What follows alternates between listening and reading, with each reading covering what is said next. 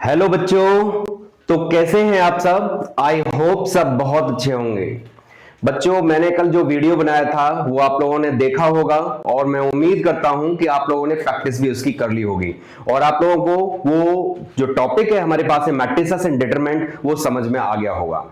आज हम अगला टॉपिक स्टार्ट कर रहे हैं। 10 नंबर का कल आप लोगों का हो चुका है और आज हम 8 नंबर के लिए कोशिश करेंगे और टॉपिक का नाम है, जैसा कि मैंने बताया था कि आज जो मैं बनाऊंगा वो relation and function with ITF, यानी रिलेशन फंक्शन में ही हमारे पास में आईटीएफ आता है। तो ये पूरा का पूरा जो टॉपिक है वो 8 नंबर का आता है। तो स्टार्ट करते हैं हम लोग इसको बिना टाइम बेकार किए हुए।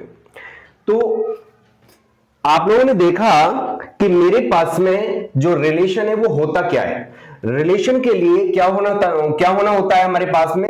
सपोज करो कि दो सेट है मेरे पास में, एक ए है और एक मेरे पास में बी है। यहां पे मैं ले लेता हूं 1 2 और यहां पे मैं ले लेता हूं 3 4। ठीक है, एक सेट है मेरे पास में 1 2 और ये मेरे पास में सेट बी है मेरे पास में 3 4। ये कैसे कैसे रिलेट हो सकता है? ये इससे रिलेट हो सकता है, ये इससे रिलेट हो सकता है, ये इससे रिलेट हो सकता है। तो ये मेरे पास एक पॉसिबिलिटी है। तो कार्टेशियन प्रोडक्ट क्या कहता है कि Cartesian product A cross B is equal to कितना बनेगा मेरे पास में 1 3, दूसरा क्या आएगा 1 4 आएगा और 2 3 और ये मेरे पास में 2 4। तो आप लोग देखेंगे यहां पे कि ये मेरे पास में एक सेट तैयार हुआ है ऑर्डर्ड पेयर में। तो इसी से हमारे पास में ये रिलेशंस तैयार होते हैं और ये सारे के सारे हमारे पास में रिलेशन है। और रिलेशन कितने तैयार हो सकते हैं हमारे पास में, वो डिपेंड करता है कि इसके जो ऑर्डर्ड पेयर तैयार हो रहे हैं वो कितने तैयार हो रहे हैं। यानी एन ए क्रॉस बी कितना होगा मेरे पास में, n A cross B is equal to मेरे पास में 1 2 3 4। तो ये मेरे पास में 4 एलिमेंट है। तो नंबर ऑफ रिलेशंस मैं पूछने लगूं तो नंबर ऑफ रिलेशंस क्या होंगे हमारे पास में, number of relations is equal to number of subsets, और number of subsets in A cross B तो कितने बनेंगे मेरे पास में, नंबर ऑफ एलिमेंट्स इसमें कितने हैं 4, तो 2 to the power 4 is equal to 16। अब बात आती है कि एलिमेंट तो मुझे एक ये दिखाई दे रहा है, एक ये दिखाई दे रहा है, एक ये दिखाई दे रहा है, एक ये दिखाई दे रहा है, मेरे पास 4 एलिमेंट दिखाई दे रहे हैं। तो रिलेशंस कैसे तैयार होंगे मेरे पास में, ये सपोज करो मैं R1 को लिख देता हूं यहां पे इंडिविजुअली 1 3, ये मेरे पास में एक रिलेशन है। ऐसे ही मेरे पास में R2, तो मैं यहां पे सबको इंडिविजुअल लिख दूं 1 4 2 3 एंड 2 4। अब मैं इसको 2 2 करके लिख देता हूं 1 2 1 3, ये मेरे पास है 1 3 एंड मेरे पास है 1 4। ठीक है ना। इस तरीके से मेरे पास में कितने रिलेशंस तैयार किए जा सकते हैं, ये सब रिलेशन है मेरे पास में, ये सब रिलेशंस है मेरे पास में। तो ये कितने तैयार किए जा सकते हैं हमारे पास में, 16 रिलेशंस तैयार किए जा सकते हैं। अब इसमें कुछ चीजें हैं कि हमें क्या क्या चीजें पूछेगा ये, रिफ्लेक्सिव, सिमेट्रिक एंड ट्रांजिटिव। पहली बात तो ये समझ लीजिए कि ये सब रिलेशन है और कोई भी ऑर्डर्ड पेयर, पहली बात एक और समझ ले यहां पे कि जो रिलेशन होगा is the subset of A cross B ओ होगा। जो relation R is the relation is the subset of A cross B, यानी कार्टेशियन प्रोडक्ट का हमेशा क्या बनेगा, ये एक सबसेट होगा। दूसरी बात, जो ऑर्डर्ड पेयर आएगा मेरे पास में, सपोज करो मैं 1 3 की बात करूं तो 1 3 किसको बिलोंग कर रहा है, R को बिलोंग करेगा। ये मेरे पास में रिलेशन को बिलोंग कर रहा है। ठीक है ना। तो यहां पे हमारे पास में ध्यान रखना कि अगर मैं यहां से बात करूं कि भाई एक रिलेशन मुझे दे दिया जाए, एक मुझे रिलेशन दे दिया जाए और मैं पूछने लगूं कि भाई ये कैसे, मतलब किस किस सेट को बिलोंग कर रहा है। सपोज करो मैंने कहा कि 1 3 कोई ऑर्डर्ड पेयर है तो ये मेरे पास में R को बिलोंग कर रहा है। तो ये मैं जानना चाहता हूं कि ये 1 और 3 किसको बिलोंग करेंगे, यानी 1 जो बिलोंग करेगा जो सेट कनेक्ट हो रहा है, यानी कौन सा सेट कनेक्ट हो रहा है, A कनेक्ट हो रहा है, तो जो 1 है मेरे पास में A को बिलोंग करेगा। एंड जो सेकंड एलिमेंट है मेरे पास में ऑर्डर्ड पेयर का, वो किसको बिलोंग करेगा मेरे पास में, वो B को बिलोंग करेगा। तो इसका मतलब मुझे पता चला कि किसी की भी बात मैं करूं तो जैसे मेरे पास में ये 1 3 और 1 4 दे रखे हैं, तो इसका मतलब क्या है, 1 3 रिलेशन को बिलोंग करेगा, 1 4 रिलेशन को बिलोंग कर रहा है, तो इसका मतलब 1 जो है सेट ए का एलिमेंट होगा और ये 3 4 जो है मेरे पास में किसके एलिमेंट होंगे, हमारे पास में सेट बी के एलिमेंट होंगे। तो आई होप आप लोगों को ये चीज क्लियर हो गई होगी। अब मैं यहां पे बात करता हूं किसकी, रिफ्लेक्सिव की, रिफ्लेक्सिव, सिमेट्रिक एंड ट्रांजिटिव। तो यहां पे जो रिफ्लेक्सिविटी पता करवाता है वो ए टू बी की बात नहीं करता, ये मोस्टली किसकी बात करता है, हमारे pass on set A. On set ए का मतलब क्या है कि सेट ए जो है सेट ए से ही कनेक्ट होगा। तो कैसे लिखेंगे यहां पे, सपोज करो ये सेट ए है और ये सेट मेरे पास में बी है, लेकिन बी की जगह पे क्या ले रहा हूं मैं, यहां पे ए ही ले रहा हूं। सेट ए जो है सेट ए से ही कनेक्ट कर रहा है, ठीक है। सपोज करो 1 2, तो ये मेरे पास में 1 2, तो ये हमारे पास में ऑन सेट ए। तो इसका मतलब क्या हुआ कि जब मैं यहां पे रिफ्लेक्सिव, सिमेट्रिक और ट्रांजिटिव चेक करूंगा तो रिफ्लेक्सिविटी के लिए क्या होना चाहिए मेरे पास में कि जो सेट कनेक्ट हो रहा है उसका हर एलिमेंट खुद से कनेक्ट होना चाहिए, ठीक है ना। तो सपोज करो कि मैं यहां पे लिख देता हूं कि भाई कोई रिलेशन है मेरे पास में और मैं ले लेता हूं ये 1 1 1 1 1 2 2 1 एंड 2 2, ठीक है, मैं इसकी बात कर रहा हूं।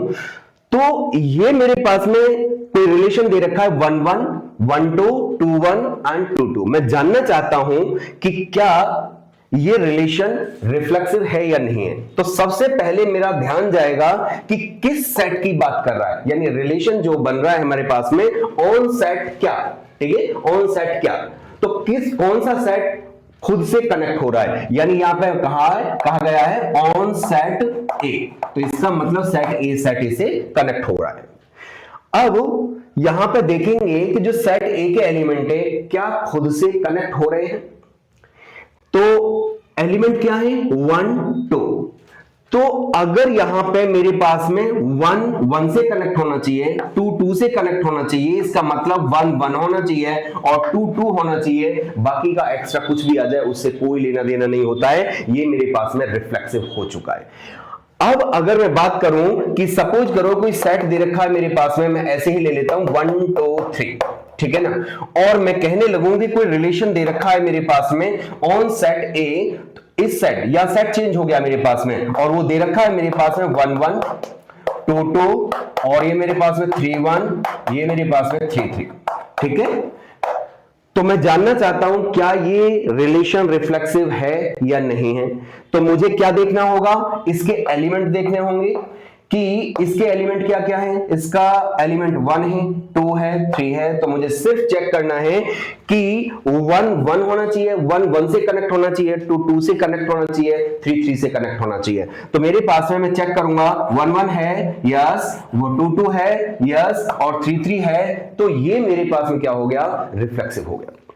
तो इसका मतलब क्या हुआ कि जब हम प्रूव करते हैं तो कोई एलिमेंट लेते हैं, आर्बिट्रेरी एलिमेंट जो इस सेट को बिलोंग कर रहा होता है। सपोज करो कि मैंने कोई एलिमेंट x लिया और जो सेट मेरे पास में a को बिलोंग कर रहा है। अगर मेरे पास में x रिलेशन को बिलोंग कर जाता है, अगर मेरे पास में ये रिफ्लेक्सिव के लिए, मेरे पास में ये रिफ्लेक्सिव के लिए है कि एक एलिमेंट से हमारा काम चलता है कि कोई मैंने एलिमेंट, आर्बिट्रेरी एलिमेंट, मुझे नहीं पता क्या है, मैं बार बार मतलब सारी चीजों को नहीं लिख सकता यहां पे, क्योंकि हर किसी केस में ये फाइनाइट हमारे पास में सेट है, यहां पे 3 एलिमेंट है। फाइनाइट सेट में भी हमारे लिए पॉसिबल नहीं हो पाता है क्योंकि जब बहुत सारे नंबर्स होते हैं, बहुत सारे एलिमेंट्स होते हैं। यहां पे मेरे पास में 3 नंबर थे, 3 एलिमेंट थे, तो उनको मैंने करके देख लिया यहां पे, बट हर किसी के लिए ये चीज पॉसिबल नहीं है।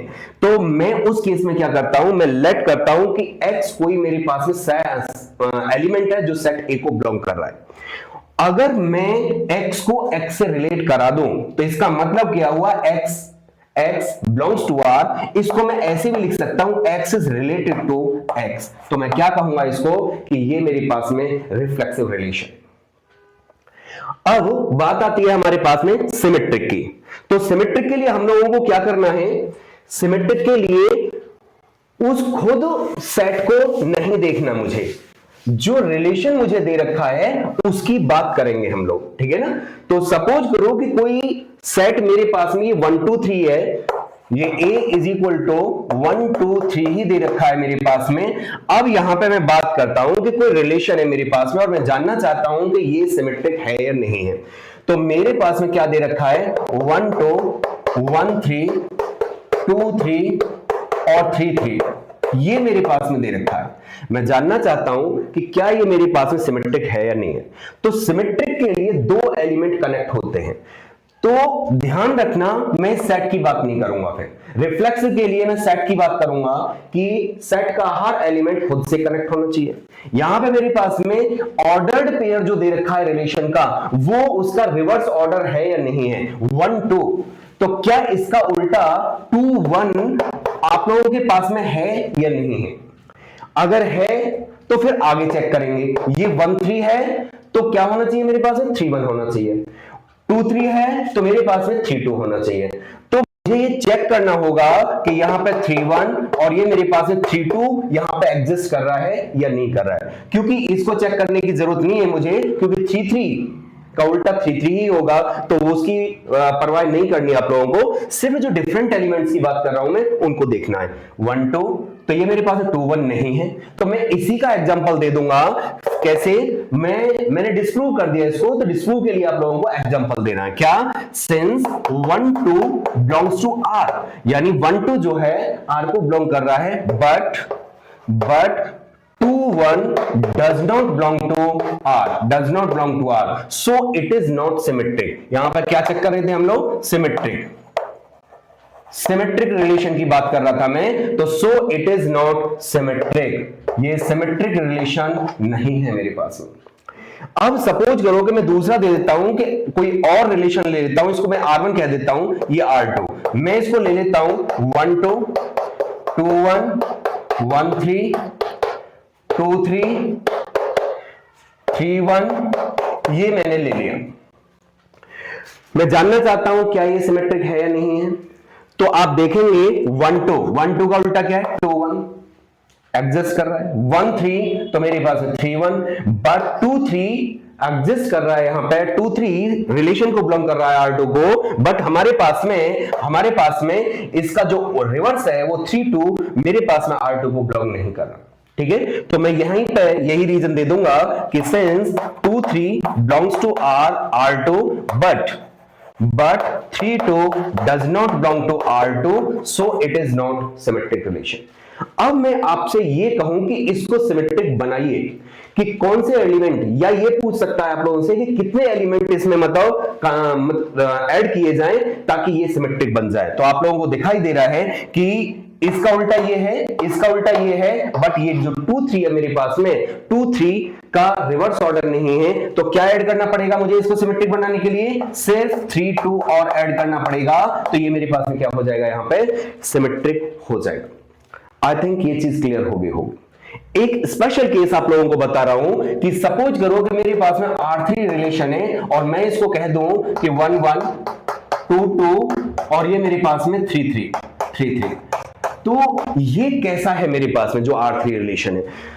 तो देखो, पहली बात तो मैं रिफ्लेक्सिव और सिमेट्रिक दोनों की बात करूंगा यहां पे, कि रिफ्लेक्सिव ये जो रिलेशन है मेरे पास में, सेट की बात करेंगे तो 1 2 3, तो 1 1 से कनेक्टेड है, 2 2 कनेक्टेड है और 3 3 से कनेक्टेड है। तो ये रिफ्लेक्सिव है मेरे पास में। लेकिन सिमेट्रिक चेक करते हैं, तो सिमेट्रिक में कोई भी डिफरेंट एलिमेंट है ही नहीं। तो इसका मतलब 1 1 से कनेक्ट, रिवर्स करेंगे तो 1 1 से ही कनेक्ट होगा, 1 1 2 2 2 2 का उल्टा 2 2 ही, और 3 3 का उल्टा 3 3 ही रहेगा। तो ये रिलेशन ऐसा है मेरे पास में जो रिफ्लेक्सिव भी है, सिमेट्रिक भी है एंड ट्रांजिटिव भी है।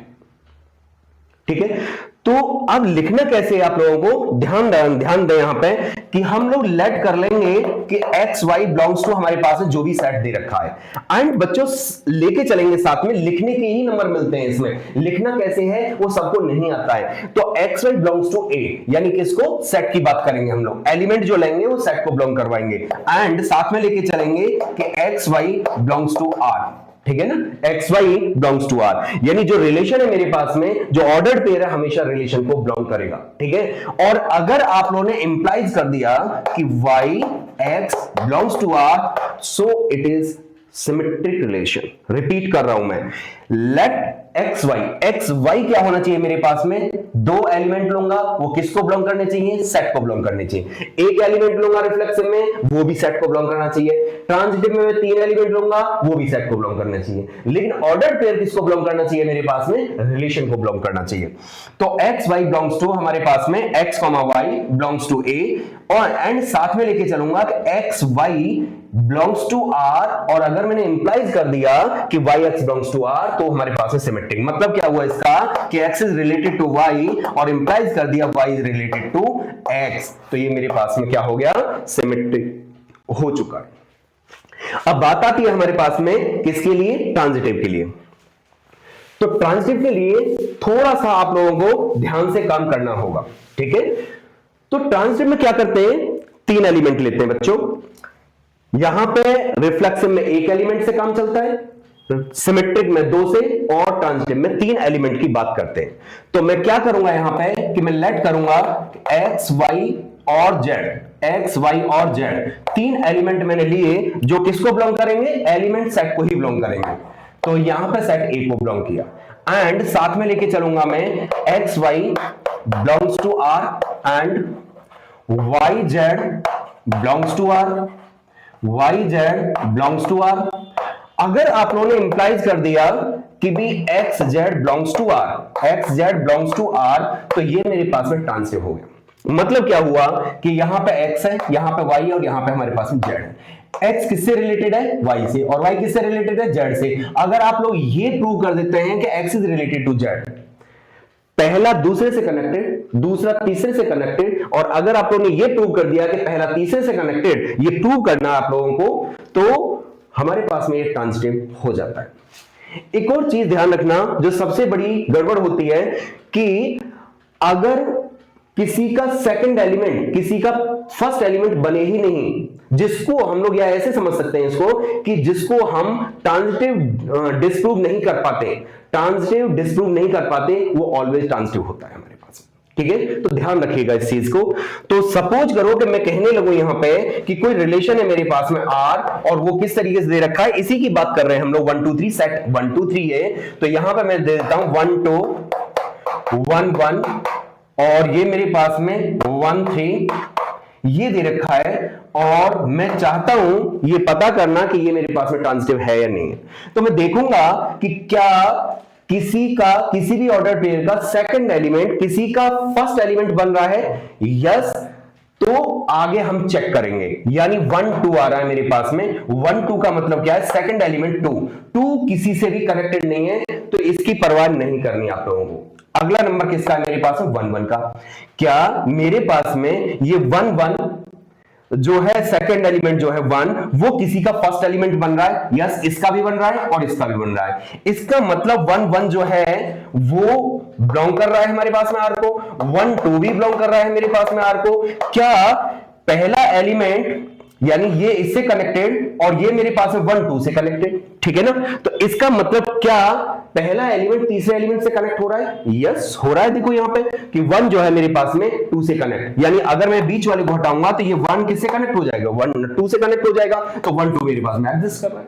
उसके बाद में किसका नंबर है हमारे पास में, ये 1 1 किसका 1 3। तो अगर ये इससे कनेक्टेड है, इस बीच वाले को हटाइए तो कितना आ गया मेरे को 1 3 ये खुद ही है हमारे पास में, ठीक है ना।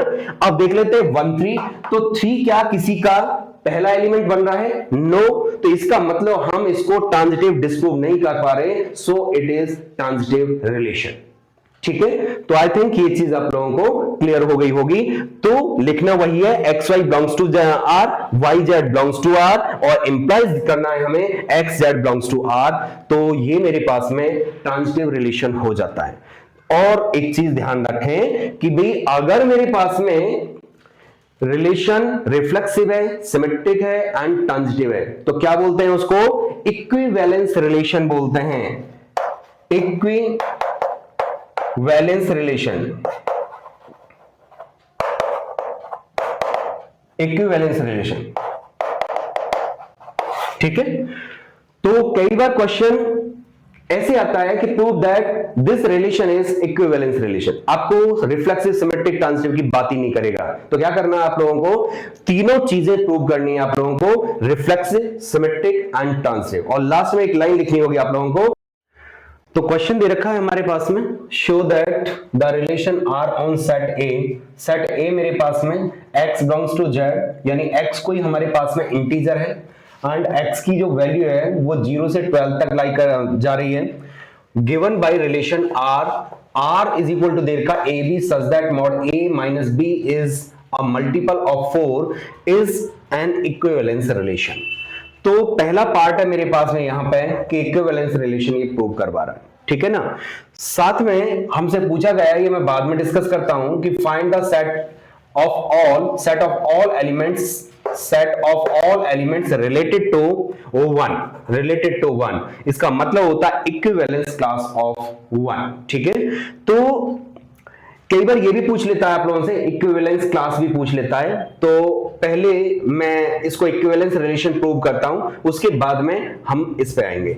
तो सारे क्वेश्चंस ऐसे ही होने हैं, सिर्फ आप लोगों को पैटर्न बार बार क्वेश्चन चेंज होगा, लिखना ऐसे ही है जैसे मैं इस क्वेश्चन को करवा रहा हूं, ठीक है। तो मैं करवाता हूं, फिर आप लोग प्रैक्टिस करेंगे, ठीक है। तो सॉल्यूशन क्या करना है आप लोगों को, पहले रिफ्लेक्सिव की बात करते हैं। रिफ्लेक्सिव रिलेशन,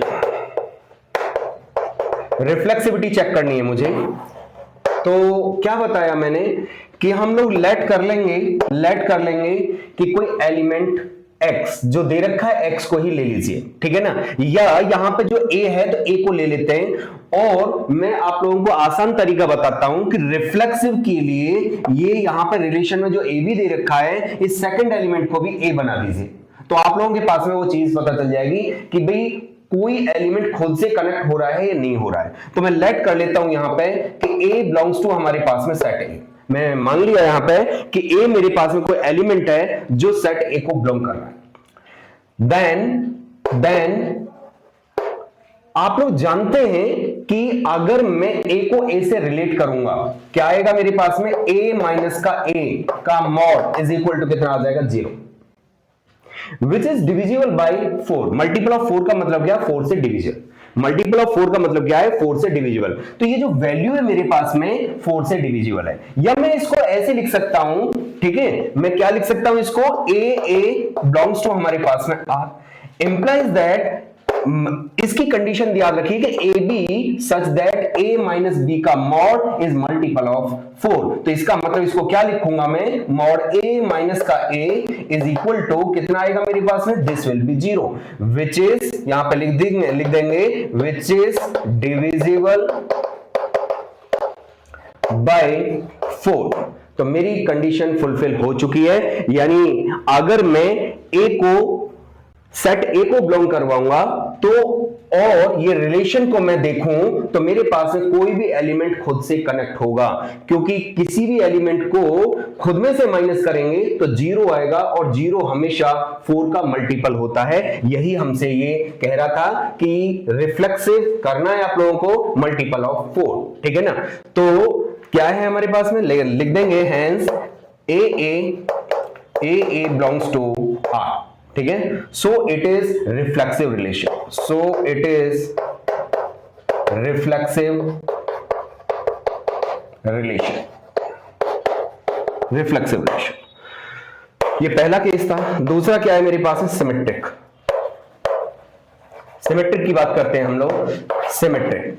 तो मैं यहां पर दो एलिमेंट लूंगा, ए और b, belongs to set A, and condition क्या लेके चलूंगा मैं, ए बी बिलोंग्स टू हमारे पास में R, a b belongs to R, यानी जो ऑर्डर्ड पेयर ए बी है वो बिलोंग्स टू आर है। और मुझे शो क्या करना होगा यहां पे कि b a belongs to R. अपने आप रफ पेज में थोड़ा सा करके देख लीजिए कि इस डेफिनेशन के अकॉर्डिंग मुझे क्या शो करना होगा कि mod b minus a is a multiple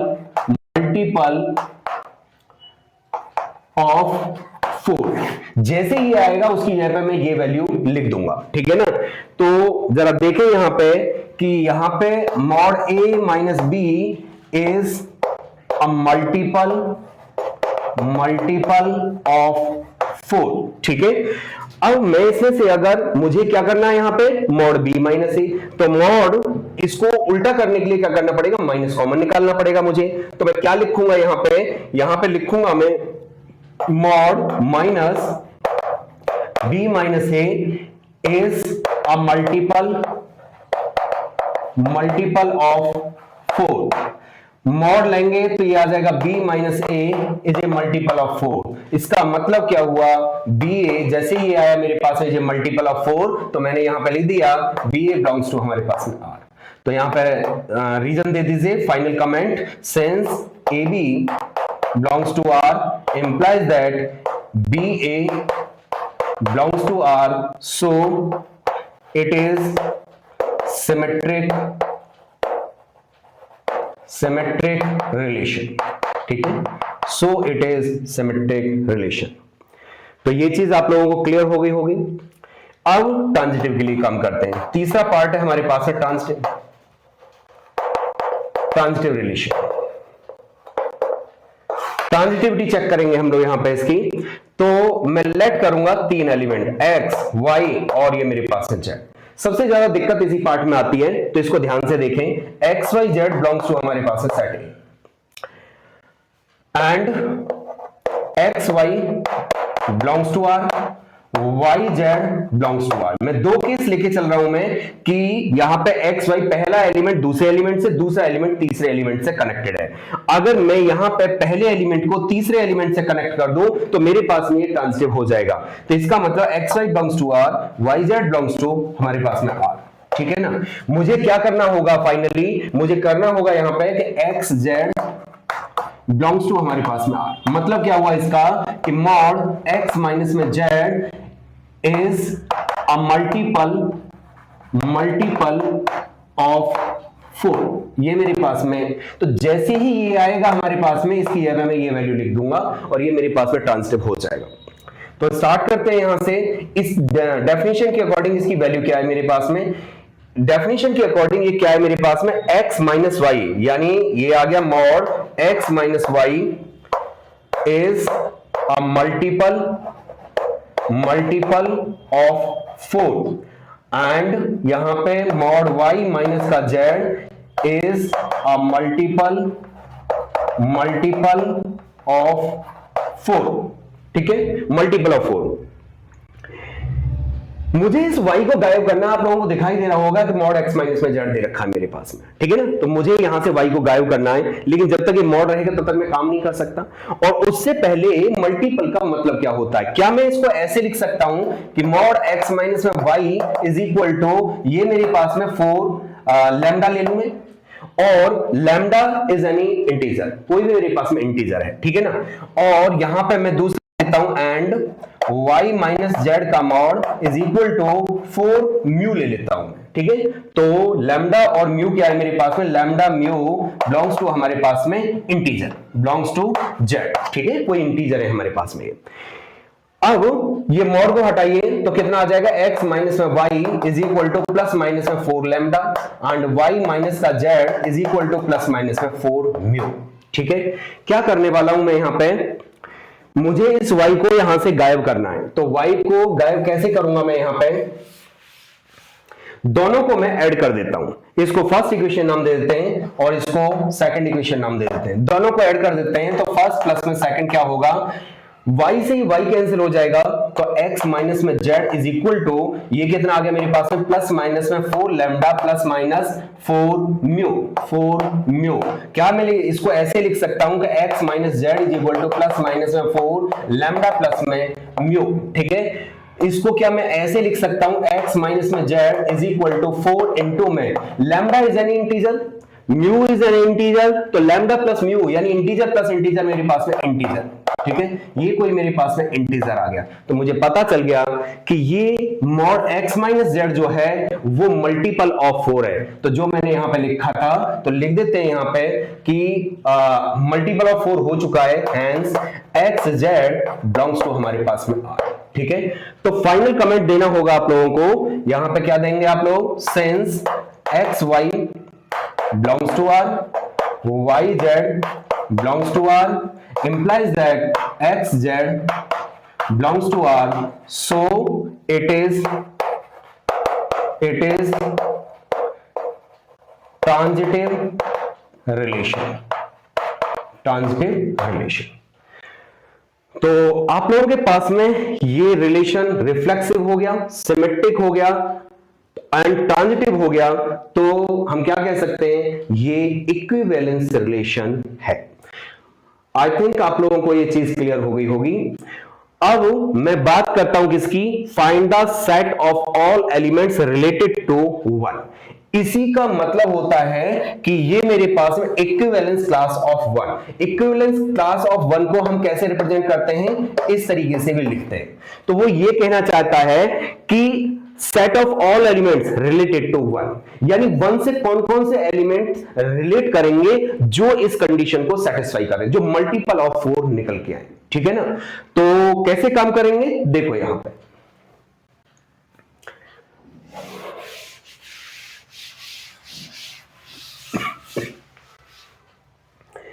मैं मान लेता हूं यहां पे कि कोई मेरे पास में x कोई आर्बिट्रेरी नंबर है मेरे पास में। ठीक है ना। तो let x be any arbitrary number वो जो x है मेरे पास में वो इससे कनेक्टेड है। इसका मतलब क्या हुआ कि ये मेरे पास में x, 1 जो है वो जो देगा मेरे पास में क्या देगा, x y belongs to R होना चाहिए मेरे पास। ठीक है ना। इसका मतलब क्या हुआ कि मॉड x माइनस में 1 क्या होना चाहिए मेरे पास, इज मल्टीपल ऑफ 4 होना चाहिए। ठीक है। और ये x क्या है मेरे पास में, सेट A को बिलोंग कर रहा है। x किसको बिलोंग कर रहा है बच्चों, सेट A को बिलोंग कर रहा है। यानी x जो है मेरे पास जो आर्बिट्रेरी नंबर है, मुझे नहीं पता क्या लेना है क्या नहीं लेना, बट वो सेट A को बिलोंग कर रहा है। और A की वैल्यू जो दे रखी है मेरे पास में वो क्या है, 0 से 12। तो इसका मतलब क्या हुआ, 0 1 2 3 4 5 6 7 8 9 10 11 एंड ये मेरे पास में 12। ठीक है। तो x की जगह पे क्या वैल्यू पुट करूं मैं, ये आप लोगों को बताना है। यहां पे इसमें क्या वैल्यू पुट करूं कि वो 4 से डिविजिबल हो जाए। तो आप देखेंगे यहां पे कि मल्टीपल 4 इसमें से कौन कौन से होंगे, 0 होगा, 4 होगा, यानी जिसको मैं डिवाइड कर सकता हूं 4 से। ठीक है ना। तो ये कितना, 4 8 12, इस तरीके से मेरे पास में ये चलते चले जाएंगे। तो जरा देखते हैं यहां पे कौन कौन सी वैल्यू पुट की जाए कि ये मल्टीपल ऑफ 4 आ जाए। 0 पुट करेंगे तो -1 आएगा, मॉड -1 कितना हो जाएगा, 1, नॉट डिविजिबल बाई 4। ठीक है। 1 पुट करें तो पहला नंबर जो आएगा मेरे पास 0, वो कहां से आएगा मेरे पास, 4 पुट करने से आएगा। यानी x इक्वल टू एक तो 4 पुट करना पड़ेगा, सॉरी 4 नहीं, क्या पुट करना पड़ेगा, सबसे पहला नंबर मुझे 1 पुट करना पड़ेगा, 4 नहीं, पहला नंबर क्या पुट करना पड़ेगा, मुझे 1 पुट करना पड़ेगा। तो जब मैं 1 पुट करूंगा तो 1 माइनस में 1 कितना आ जाएगा मेरे पास में, 0। तो ये मेरे पास में मल्टीपल ऑफ 4 है। ठीक है जी। दूसरा नंबर क्या होगा मेरे पास में कि मैं यहां पे क्या वैल्यू पुट करूं कि ये मेरे पास में 4 से डिवाइड हो जाए। अगला नंबर होगा मेरे पास में 4 नहीं होगा, 5 होगा। 5 में से तो 5 माइनस का 1 करूंगा मैं तो कितना आ जाएगा मेरे पास में, 4 हो जाएगा। मल्टीपल ऑफ 4 है मेरे पास में। 5 के बाद में क्या आ जाएगा, 9 आ जाएगा मेरे पास में। 9 माइनस में 1 इज इक्वल टू कितना मेरे पास में, 8। मल्टीपल ऑफ 4 है हमारे पास में। और उसके बाद में 8 के बाद में कितना हमारे पास में, ये 12। तो क्या मैं 12 पुट क्या पुट करना पड़ेगा मुझे, 13 पुट करना पड़ेगा, लेकिन 13 मेरे पास में है नहीं, क्योंकि 13 में से 1 को माइनस करेंगे तो कितना आएगा मेरे पास, 12 आएगा। 12 इज डिविजिबल बाय 4। तो मेरे पास में 13 यहां पे नंबर ही नहीं है। कहां तक जा रहा है मेरे पास में, ये 12 तक जा रहा है। इसलिए मेरे पास में कौन कौन से नंबर हैं जो मल्टीपल ऑफ 4 देंगे, तो वो है मेरे पास में एक तो 1 है, एक 5 है और एक 9 है मेरे पास में। यानी x की वैल्यू मॉड x माइनस 1 क्या होगी मेरे पास में, x की वैल्यू 1 5 एंड 9। तो सेट कौन सा तैयार हो रहा है तुम्हारे पास में, वो सेट तैयार होगा 1 5 एंड 9। ठीक है ना। तो इक्विवेलेंस क्लास ऑफ 1 कितना हो जाएगा मेरे पास में, 1 5 एंड 9। ठीक है। तो ये एक बड़ा क्वेश्चन जो कि 5 नंबर का आता है वो मैंने आप लोगों से डिस्कस किया है। तो क्वेश्चन दे रखा है हमारे पास में, let R be a relation on the set of all lines in a plane defined by L1 L2 belongs to R implied that line L1 is parallel to line L2 show that R is equivalence relation।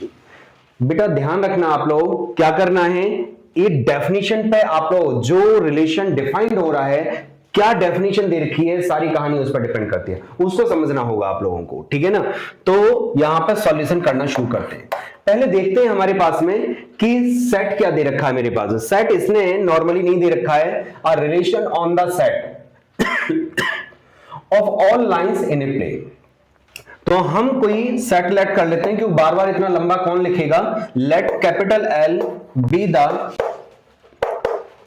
Set of all lines in a plane.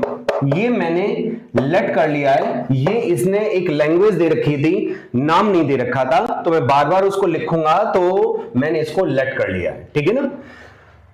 अब आता है हमारे पास में reflexive की बात करते हैं हम लोग। रिफ्लेक्सिव रिलेशन के लिए क्या करना है, L1 और L2 क्या है, मेरे पास में दो लाइन है और L1 is parallel to L2 की बात कर रहा है। इसका मतलब क्या हुआ कि जो मेरे पास में रिफ्लेक्सिविटी चेक करते हैं हम लोग, रिफ्लेक्सिविटी के लिए क्या है कि वो लाइन खुद के पैरेलल होनी चाहिए, और ऐसा होता है, ठीक है ना। तो आप लोगों को पता है ना कि कोई भी लाइन खुद के पैरेलल होती ही होती है, ठीक है ना। तो मैं यहां पे लेट कर लेता हूं कि let L1 be the line, L1 ही ले लेता हूं मैं, L1 belongs to set L and we know that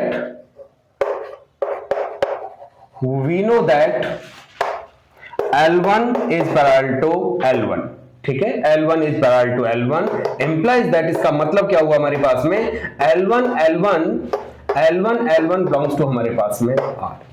तो यही तो हमें बताना था कि कोई लाइन खुद के पैरेलल है, ठीक है। तो ये मेरे पास में क्या हो गया, रिलेशन इज रिफ्लेक्सिव। इसका मतलब यहां पे लिख देंगे hence relation is reflexive, relation is reflexive. Number 2 यहां पे सिमेट्रिक रिलेशन की बात कर रहे हैं हम लोग। सिमेट्रिक रिलेशन, मुझे दो नंबर लेने होंगे, यहां पे नंबर नहीं है, क्या है मेरे पास दो लाइन है, तो मैं लेट कर लेता हूं कि let L1, L2 belongs to हमारे पास में L, एंड साथ में क्या लेके चलूंगा मैं, L1 is parallel to L2, ठीक है। शो क्या करना होगा मुझे शो करना है कि भी पहले इसको ये लिख लेते हैं कि and L1, L2 belongs to हमारे पास में R। मुझे क्या शो करना होगा यहाँ पे, L2, L1 बिलोंग्स टू हमारे पास में। इसका मतलब ये डायरेक्टली नहीं आएगा, तो क्या करना होगा मुझे, L2 is parallel to L1। तो जैसे ही मेरे पास में L2 is parallel to L1 आएगा तो मैं ये लिख दूंगा, ठीक है ना। तो इसका मतलब क्या हुआ कि L1 L2 belongs to R है, तो बाय द डेफिनेशन क्या कह रहा है, ये डेफिनेशन कह रही है कि भाई हमारे पास में L1 is parallel to L2। क्या मैं ये नहीं कह सकता इसको कि L2 is parallel to L1, तो इसके अकॉर्डिंग ये L2 L1 बिलोंग्स टू हमारे पास क्या हो गया, R हो गया। यही चीज मतलब मैंने यहां पे बताई थी कि L2 L1 belongs to R directly नहीं आएगा, इसका मतलब क्या लिखना होगा मुझे, L2 is parallel to L1। जैसे ही आएगा उसकी जगह ये वैल्यू पुट कर दूंगा मैं, तो कितना आ गया मेरे पास में, L2 L1 belongs to R। तो इसका मतलब क्या हुआ, यहां पे लिख दीजिए, since L1 L2 belongs to R implies that L2 L1 belongs to R, so it is symmetric relation। अगला चलता है हमारे पास में क्या, ट्रांजिटिव। तीसरा केस है मेरे पास में ट्रांजिटिव की बात करें, ट्रांजिटिव रिलेशन। तो क्या लेके चलना है हमें, लेट L1 L2 L3, तीन मैंने यहां पे नंबर ले लिए हैं, और कैसे लिए, ये बिलोंग कर रहे हैं मेरे पास में सेट L को, एंड साथ में क्या लेके चल रहा हूं मैं, L1 is related to L2 and L2 is related to L3। तो L1 L2 belongs to R L2 L3 belongs to R। तो इसका मतलब क्या हुआ, मुझे क्या करना होगा, L1 L3 belongs to R। तो डायरेक्टली तो नहीं आएगा, क्या आएगा मेरे पास में, L1 is parallel to L3। तो जैसे ही L1 is parallel to L3 आएगा, उसकी जगह पे मैं L1 L3 belongs to R लिख दूंगा। तो यहां पर देखें इसकी डेफिनेशन के अकॉर्डिंग क्या है मेरे पास में, L1 is parallel to L2 and क्या है मेरे पास में, L2 is parallel to L3। तो आप देखें यहां पे जरा कि L1 तीन लाइन है मेरे पास में, 1 2 3। मैंने कहा कि ये L1 है, ये L2 है और ये क्या L3 है। मैंने कहा कि L1 और L2 पैरेलल है, फिर मैंने कहा कि L2 और L3 पैरेलल है। तो क्या मैं ये नहीं कह सकता L1 और L3 पैरेलल है? तो इन दोनों कंडीशन को मैं जब देखूंगा तो मुझे क्या रिजल्ट निकलेगा यहां से, L1 is parallel to L3, L1 is parallel to L3। तो इसको लिख सकता हूं मैं इसके according, L1 L3 belongs to हमारे पास में R।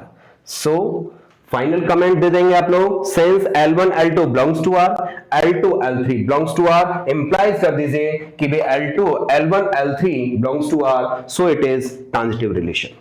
फाइनल कमेंट क्या देंगे, सेंस रिलेशन इज रिफ्लेक्सिव, क्योंकि ये टर्न इक्विवेलेंस की बात कर रहा है हमसे। तो बच्चों अब स्टार्ट करते हैं हम लोग फंक्शन को। तो हर रिलेशन फंक्शन नहीं होता है, ठीक है, हो भी सकता है नहीं भी हो सकता, तो ये हमें ध्यान से करना होगा। तो सपोज करो f is a mapping from, suppose करो a टू b है मेरे पास में, कोई रिलेशन है मेरे पास में फ्रॉम a टू b। तो ब्रीफ कर रहा हूं बस, ज्यादा डिटेल में नहीं जाऊंगा। ऐसे ही आप लोगों ने देखा कि मैं रिवीजन, क्विक रिवीजन करवा रहा हूं, ना कि आप लोगों को बहुत ज्यादा प्रैक्टिस करा रहा है। मैं यहां पे आप लोगों को रिवीजन करवा रहा हूं, आप लोग प्रैक्टिस घर पे करें, ठीक है। तो ये मेरे पास में सेट ए है, ये मेरे पास में सेट बी है, ठीक है। तो सेट ए सेट बी से कनेक्टेड है। सपोज करो मैं कह ले रहा हूं पी क्यू और ये मेरे पास में आर, यहां पे ले लेता हूं मैं ए बी सी और ये मेरे पास में डी। तो ये जो एलिमेंट्स हैं इनको क्या बोलते हैं हम लोग, प्री इमेजेस बोलते हैं, प्री इमेजेस बोलते हैं। मुझे जरूरत पड़ेगी, ध्यान से सुने कि प्री इमेजेस क्या होती हैं और इमेजेस क्या होती हैं। इनको क्या बोलते हैं, प्री इमेजेस बोलते हैं। And set of pre images called domain, इसको क्या बोलते हैं हम लोग, डोमेन बोलते हैं। और यहां पे ये क्या पार्ट है मेरे पास में, कोडोमेन का पार्ट है, कोडोमेन का पार्ट है। अगर मेरे पास में ये इससे रिलेटेड, ये इससे रिलेटेड और ये इससे रिलेटेड, तो कोडोमेन और रेंज में फर्क आ जाएगा। ये जो वैल्यू आ रही है मेरे पास में, ये ए बी सी, इनको बोलते हैं इमेजेस, इनको क्या बोलते हैं, इमेजेस। यानी पी की जो इमेज है वो ए है, क्यू की बी है, आर की सी है। तो अगर मैं लिखूंगा तो कैसे लिखूंगा इसको, p a q b and ये मेरे पास में आर सी, ठीक है, आर सी। ये कोई मेरे पास में रिलेशन है और ये चेक करवा लेता है क्या ये फंक्शन होगा या नहीं होगा, और फंक्शन होगा तो कैसा होगा, ठीक है ना। तो यहां पे बात करते हैं कि set of images is called range, set of images is called range. इसको क्या बोलते हैं हम लोग, रेंज बोलते हैं, ठीक है। रेंज और कोडोमेन में क्या रिलेशन होता है कि रेंज जो है हमेशा वो कोडोमेन का सबसेट होता है, कोडोमेन, ठीक है। तो range is the subset of codomain, हमेशा ध्यान रखिएगा। अब बात आती है हमारे पास में, यहां पे दो तरह के फंक्शन दिखाई देंगे मेनली। एक तो होगा मेरे पास में 1 1, जिसे 1 to 1 बोलते हैं, और दूसरा होगा मेरे पास में मैनी 1, ठीक है, मैनी 1। मेनली ये दो होते हैं। एक और टाइप के दो होते हैं, ये एक पेयर है मेरे पास में, दूसरा पेयर है मेरे पास में ऑन टू, और दूसरा इसके साथ में आता है मेरे पास में इनटू, ठीक है ना, ऑन टू और इनटू। तो अगर कोई फंक्शन 1 1 नहीं है तो मैनी 1 होगा, और मैनी 1 नहीं है तो 1 1 होगा। अगर कोई फंक्शन मेरे पास में ऑन टू नहीं है तो इनटू होगा, और इनटू नहीं है तो ऑन टू होगा, ठीक है ना। तो आप लोग समझ जाएंगे कि मैं 1 1 बता रहा हूं कि अगर कोई फंक्शन 1 1 हो गया तो मैनी 1 नहीं हो सकता, और 1 1 नहीं है तो मैनी 1 होगा। दूसरा है ऑन टू, मैंने प्रूव कर दिया, तो इसका मतलब क्या हुआ, वो इनटू नहीं हो सकता, और इनटू हो गया तो मतलब ऑन टू नहीं हो सकता, ठीक है ना। तो ये चीज आप लोग ध्यान रखेंगे। 1-1 का यहां पे दूसरा नाम क्या है मेरे पास में, इंजेक्टिव। इंजेक्टिव भी बोलते हैं, इंजेक्टिव, जिसे इंजेक्टिविटी बोला जाता है। जब हम चेक करते हैं तो इंजेक्टिविटी चेक करते हैं। ऑन टू का दूसरा नाम है हमारे पास में सर्जेक्टिव, सर्जेक्टिव, ठीक है। और जो फंक्शन मेरे पास में 1-1 प्लस ऑन टू होता है, 1-1 प्लस ऑन टू, इसको भी क्या बोलते हैं हम लोग, बाइजेक्टिव, या मैं ये कहूं कि इंजेक्टिव प्लस में सर्जेक्टिव, ये मेरे पास है दोनों सेम केस हैं और इसको बोलते हैं हम लोग बाइजेक्टिव, बाइजेक्टिव, ठीक है। बाइजेक्टिव को दूसरा नाम 1-1 ऑन टू बोला जाता है। तो मैं 1-1 ऑन टू कहूं या बाइजेक्टिव कहूं, दोनों का मतलब एक ही है। अगर कोई किसी फंक्शन को मुझे बाइजेक्टिव करना है और वो 1-1 हो रहा है, ऑन टू नहीं हो रहा, तो बाइजेक्टिव नहीं होगा। मैं किसी फंक्शन को ऑन टू प्रूव कर पाता हूं लेकिन वो 1-1 नहीं है, तब भी हमारे पास है बाइजेक्टिव नहीं होगा। तो ये 1-1 का मतलब क्या है कि एक एलिमेंट की एक ही इमेज होनी चाहिए, एक एलिमेंट की एक ही इमेज होनी चाहिए, यानी एक एलिमेंट एक से ही कनेक्ट होना चाहिए। 1-1, 1-1, इसका एक एलिमेंट एक से ही कनेक्ट होना चाहिए। अगर मैं इसको थोड़ा सा चेंज कर दूं, ये 1-1 का एग्जांपल है मेरे पास में, अगर मैं यहां पे क्या कर देता हूं, आर एस ले लेता हूं और ये इससे कनेक्ट कर देता हूं, तो इसका मतलब मुझे पता चला आर और एस दोनों की सेम इमेज आ रही है, तो इसको बोलेंगे many to one. Many elements, एक से ज्यादा एलिमेंट एक ही एलिमेंट से कनेक्टेड है, तो इसको बोलते हैं हम लोग मैनी वन। फिर आता है हमारे पास में ये ऑन टू और इनटू 1-1 में भी हो सकता है, मैनी वन में भी हो सकता है। तो कोई बच्चा ये ना सोचे कि 1-1 हो गया तो उसको मैं ऑन टू लिख दूं, ठीक है ना। सपोज करो कि यहां पे मेरे पास में जो ये R है C से कनेक्टेड है, यहां पे अगर कोडोमेन में कोई एलिमेंट एक्स्ट्रा है, मैं इसको ऐसे कहूं कि कोडोमेन में अगर कोई एलिमेंट ऐसा है जिसकी कोई प्री इमेज नहीं है, C की प्री इमेज R है, B की Q है, A की हमारे पास में P है, लेकिन D किसी से कनेक्टेड नहीं है, D की कोई प्री इमेज नहीं है, इसलिए ये मेरे पास में रेंज का पार्ट नहीं होगा। D जो है कोडोमेन में तो होगा लेकिन रेंज का पार्ट नहीं होगा। तो अगर आप लोगों से मैं रेंज पूछूं तो रेंज क्या होगी मेरे पास में, रेंज इज इक्वल टू ये मेरे पास A B C आ जाएगी, एंड कोडोमेन जो होगा मेरे पास में, codomain will be A B C D। तो आप देखेंगे यहां पे कि रेंज अलग है, कोडोमेन अलग है। अब बात आती है कि अगर मेरे पास में किसी तरीके से मैं ये प्रूव कर देता हूं कि range is equal to codomain, जो रेंज है, सपोज करो मैं इसको यहां से हटा देता हूं तो यहां पर रेंज भी वही है, कोडोमेन भी वही है। अब मैं यहां पर देखूं कि भी रेंज क्या है, ABC, कोडोमेन क्या है, ABC, तो इसका मतलब मेरे पास में range is equal to codomain हो चुका है। तो इन केस मेरे पास में range is equal to codomain अगर मैं प्रूव कर देता हूं तो ये कैसा फंक्शन बनेगा मेरे पास में, ऑन टू फंक्शन बनेगा, ऑन टू फंक्शन बनेगा मेरे पास, ठीक है। और यहां पे पहले जो एक्स्ट्रा लिखा हुआ था ये किसी से कनेक्टेड नहीं है, तो मेरे पास में ये इनटू फंक्शन का एग्जांपल था, ठीक है ना।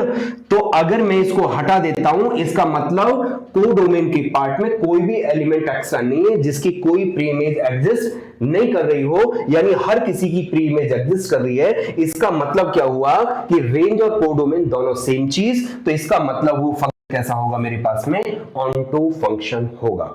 दोबारा बोल रहा हूं कि ध्यान रखिएगा कि क्या प्रूव करना होगा ऑन टू करने के लिए, range is equal to codomain, या मैं दूसरे तरीके से कहूं कि कोई भी एलिमेंट ऐसा नहीं बचना चाहिए कोडोमेन में कि जिसके लिए x की कोई वैल्यू एग्जिस्ट ना करे, ठीक है। ये क्या है मेरे पास में, x की वैल्यूज होती है, x की वैल्यूज, ये प्री इमेजेस जो है, और ये मेरे पास में y जो हमारे पास में इमेजेस, ठीक है ना। तो अब आता है हमारे पास में 1-1 के लिए क्या करेंगे हम लोग, मैं मान लूंगा जब भी मैं प्रूव करूंगा इसको कि x1 x2 दो एलिमेंट लूंगा, दो नंबर लूंगा, और वो हमारे पास में किसको बिलोंग करेंगे, डोमेन को बिलोंग करेंगे, यानी सेट A को मैं बिलोंग करवा लूंगा कि ये इसको बिलोंग कर रहे हैं, एंड साथ में लेके चलूंगा कि fx1 is equal to fx2, fx1 is equal to fx2। और अगर मैंने ये इंप्लाइज कर दिया कि x1 is equal to x2, x1 is equal to x2, तो ये प्रूव हो गया कि ये मेरे पास में 1 1 फंक्शन है। रिपीट कर रहा हूं मैं कि x1 x2 डोमेन को बिलोंग करके चलेंगे। दो एलिमेंट लेंगे हम लोग, दो नंबर लेंगे जो डोमेन को बिलोंग कर रहे होंगे, ठीक है। ये मैं लेट करके चल रहा हूं एंड साथ में ये भी लेट करके चल रहा हूं कि इन दोनों वैल्यूज के लिए जो फंक्शन की वैल्यू है fx1 और fx2 आपस में बराबर है। तो अगर मैं ये प्रूव कर देता हूं कि x1 is equal to x2, so function is 1 1 function. तो अब हम जो काम करेंगे 1 1 और ऑन टू के लिए काम करेंगे।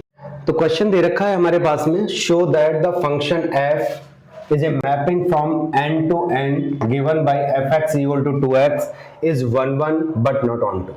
ठीक है, तो यहां पे हमारे पास में जो डोमेन है वो क्या है, कैपिटल N। कैपिटल N का मतलब क्या, सेट ऑफ नेचुरल नंबर। और ये भी मेरे पास किससे कनेक्टेड है, सेट ऑफ नेचुरल नंबर से कनेक्टेड है, ठीक है। और fx equal to क्या दे रखा है मेरे पास में, 2x। पहले मैं क्या चेक कर रहा हूं यहां पे, 1 1 के लिए कर रहा हूं, ठीक है। इंजेक्टिविटी, इंजेक्टिविटी चेक कर रहे हैं हम लोग यहां पे। तो कैसे चेक करेंगे, लेट कर लेते हैं यहां से कि x1 और x2 दो नंबर लेता हूं मैं, वो किसको बिलोंग करेंगे मेरे पास में, डोमेन को, यानी नेचुरल नंबर को। एंड साथ में क्या बताया था मैंने कि fx1 is equal to fx2। ये fx1 और fx2 कहां से निकलेगा हमारे पास में, इस fx से। fx कितना दे रखा है हमारे पास में, ये 2x दे रखा है। तो fx1 की वैल्यू कितनी हो जाएगी, 2x1 is equal to 2x2, 2 से 2 कैंसिल हो गया, तो x1 is equal to x2। यही मैंने आप लोगों को बताया था कि मैं यहां पे लेके चला हूं fx1 is equal to fx2 और x1 is equal to x2 हो गया, तो ये मेरे पास में फंक्शन कैसा हो गया, 1 1 फंक्शन हो गया है।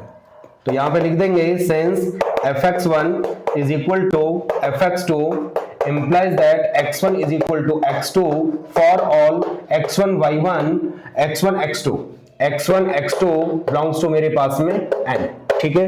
so it is 1 1 function, so it is 1 1 function, 1 1 function।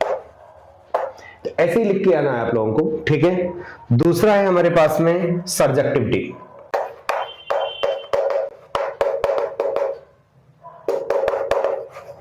Surjectivity यानी ऑन टू की बात कर रहा है हमारे पास में ये कि ऑन टू है या नहीं है, ठीक है ना। तो पहले तो ये देख लेते हैं कि क्या मेरे पास में ये जो मैंने लेट किया है कि let y fx equal to y ले लेंगे, fx इक्वल टू y, ठीक है ना। fx कितना दे रखा है मेरे पास है, 2x is equal to y, और यहां पे x इक्वल टू कितना, y by 2, x equal to y by 2। Different तरीके हैं इसको ऑन टू करने के, range is equal to codomain करने के। मैं लेकिन आसान तरीका मैंने आप लोगों को बताया है कि fx को y मान लें और आप लोगों का टारगेट क्या है, x की वैल्यू फाइंड आउट करना। तो x इक्वल टू कितना आ गया मेरे पास में, y बाई 2। तो अब यहां पे चेक करेंगे क्या y की हर वैल्यू के लिए, y की हर वैल्यू कौन सी, कि y बिलोंग्स टू मेरे पास है कैपिटल है। क्या मैं y की किसी भी नेचुरल नंबर के लिए अगर मैं चेक करूं तो ये x नेचुरल नंबर आएगा या नहीं आएगा। अगर आएगा तो हमारे पास में ये रेंज कोडोमेन के इक्वल हो जाएगा, लेकिन अगर मेरे पास में नहीं आएगा तो मेरे पास में रेंज कोडोमेन के इक्वल नहीं होगा, ठीक है ना। तो ये मेरे पास है y की हर वैल्यू के लिए अगर मेरे पास में ये इवन दिखाई देगा, यानी मैं जो नंबर 2 से डिवाइड हो जाएंगे वो तो मेरे पास में x की वैल्यू बिलोंग कर जाएगी नेचुरल नंबर को, अदरवाइज नहीं करेगी। कैसे कि अगर मैं नेचुरल नंबर 1 ले लेता हूं, y इज इक्वल टू 1, तो x इक्वल टू 1 बाई 2 आएगा। तो जब भी डिस्प्रूव करना होता है हमें एग्जांपल देना होता है, ठीक है ना। तो यहां पे लिखेंगे since for y is equal to 1 belongs to capital N, ठीक है ना। y इज इक्वल टू जो 1 लिया मैंने नेचुरल नंबर लिया है, और x की वैल्यू कितनी आ रही है मेरे पास में, जब मैं यहां पे वैल्यू पुट करूंगा तो y की जगह पे 1 बाई 2 आ जाएगा, 1 by 2 does not belong to हमारे पास में n। तो आप ध्यान से देखें, यानी सबसे बड़ा जो रोल होता है वो इसका होता है, 1 1 ऑन 2 चेक करने में सबसे बड़ा रोल इसका होता है कि यहां पे डोमेन क्या है और कोडोमेन क्या है। तो आप देखें कि y की इज इक्वल टू 1 के लिए, y इज इक्वल टू 1 के लिए x की कोई भी नेचुरल नंबर नहीं आ रही है, यानी x जो आ रहा है मेरे पास 1/2 आ रहा है और वो नेचुरल नंबर को बिलोंग नहीं कर रहा है।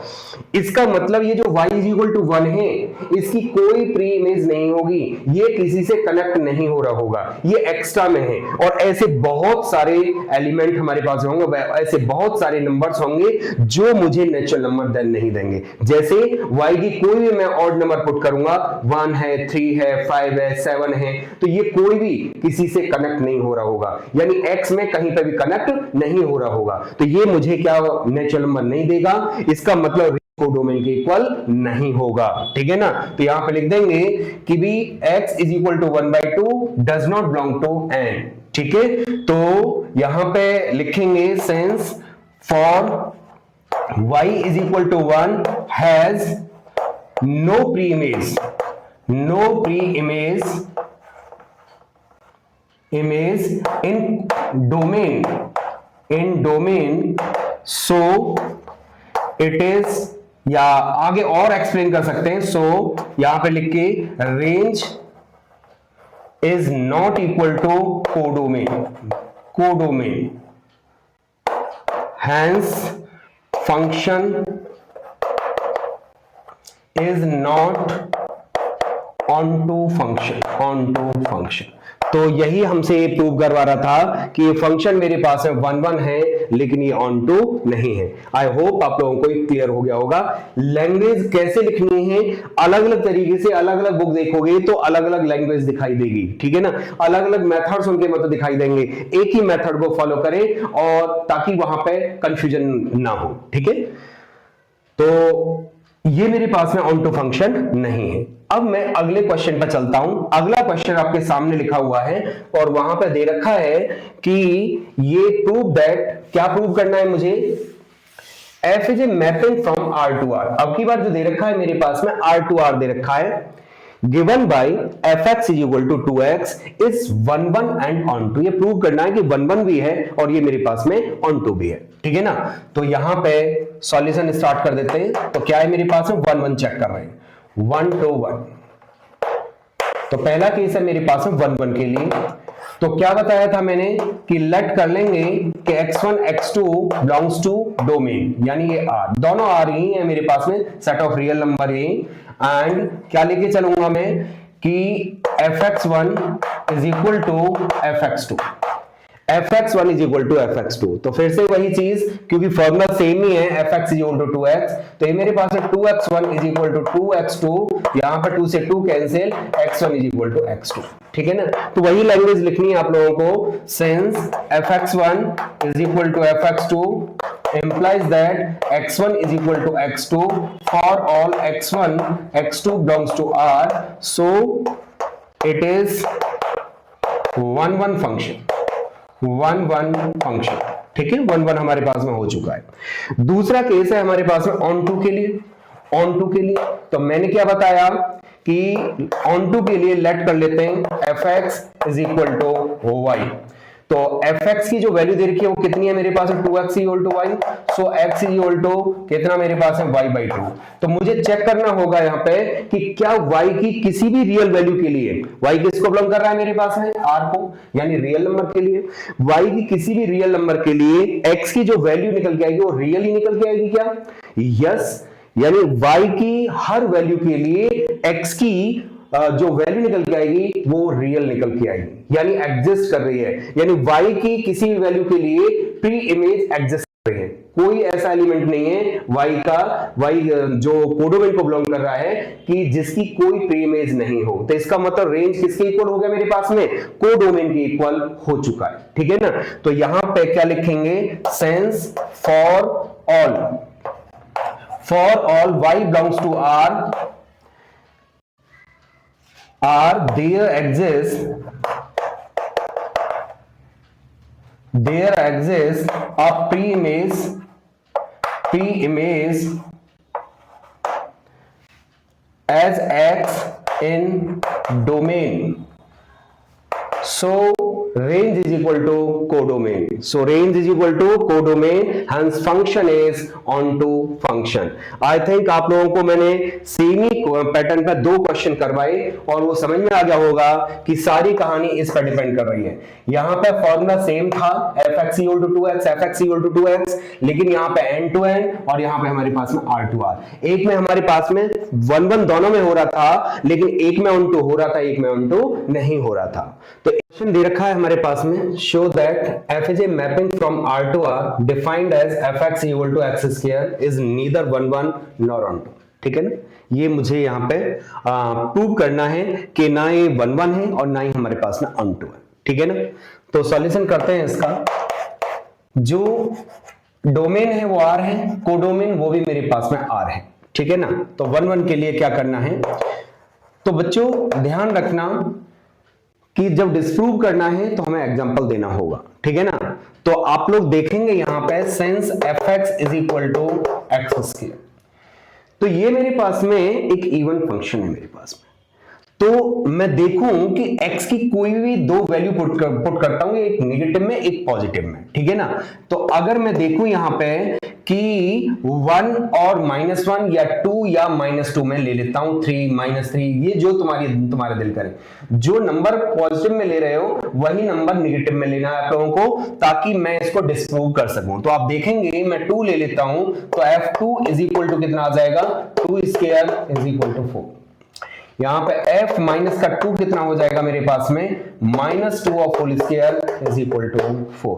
अब देख रहे हैं कि 2 की इमेज कितनी 4, -2 की इमेज कितनी 4, यानी एक से ज्यादा एलिमेंट की सेम इमेज, यानी मैनी टू 1। ठीक है, मैनी टू 1, इधर से एक से ज्यादा एलिमेंट एक से ही जाके कनेक्ट हो रहे हैं। अगर मैं 1 की बात करूं तो 1 स्क्वायर 1 हो जाएगा, मैं -1 की बात करूं तब भी मेरे पास में 1 आएगा, यानी 1 और -1 एक ही एलिमेंट से कनेक्ट हो रहे हैं, तो ये मेरे पास 1 1 फंक्शन नहीं है। तो क्या लिखेंगे इसका, मतलब हम प्रूव कर चुके हैं इसको कि ये 1 1 फंक्शन नहीं है। ठीक है, तो लिखेंगे क्या, since 2 and -2 has same image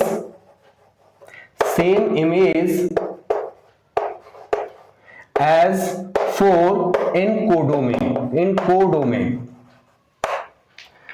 so it is not 1 1 function, it is not 1 1 function। तो हमें पता चल गया कि 1 and 2 has same image as 4, एक ही इमेज पर मतलब जा रहे हैं दोनों के दोनों in codomain, so it is not 1 1 function. तो एक चीज हमारे पास है प्रूव हो चुकी है। दूसरा है मेरे पास में ऑन टू। तो ऑन टू के लिए क्या करना है हमें, ऑन टू के लिए देखें आप लोग यहां पे, अगर मैं यहां की बात करूं तो ऑन टू देखते हैं यहां पे कि लेट कर लेना है आप लोगों को ऑन टू के लिए fx इक्वल टू y। ठीक है, fx equal to y, fx की वैल्यू कितनी है मेरे पास में, x square equal to y, तो x इक्वल टू कितना आ जाएगा मेरे पास में √y, x equal to √y।